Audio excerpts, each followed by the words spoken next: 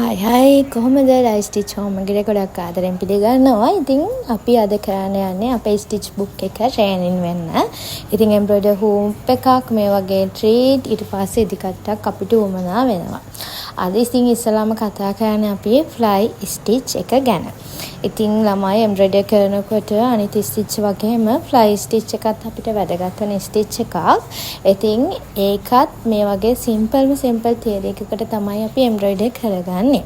ඉතින් ඔයාලට බලලා ගන්න පුළුවන් කොහොමද දැන් මම ෆ්ලයි ස්ටිච් එක එම්බ්‍රොයිඩර් කරන්නේ කියලා.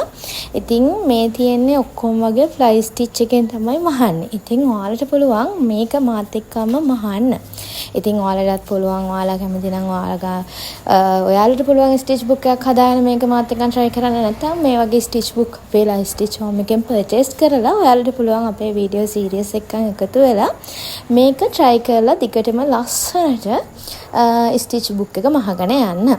ඉතින් අපෙන් ගොඩක් ස්ටිච් බුක් purchase කරපු ළමයිට දැන් පුළුවන් අපිත් එක්කන් එකතු වෙලා මේ ලස්සන ස්ටිච් බුක් එක හරි ලස්සනට ෆිල් කරන්න.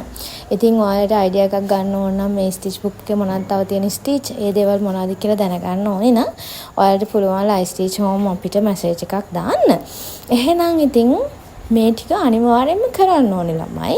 කරලා ඉවරලා ස්ටිච් බුක් තියෙන ළමයි නම් කරලා කමෙන්ට් සෙක්ෂන් එකේ දාන්න. නැති කට්ටියට පුළුවන් පර්චේස් කරලා ගරගෙන මේක ලස්සනට මහලා අපිට කමෙන්ට් එකක් දාන්න. එහෙනම් ඉතින් අපි බලමු ලස්සනටම මේ ස්ටිච් බුක් එක ෆිල් කරන්නේ කවුද කියලා.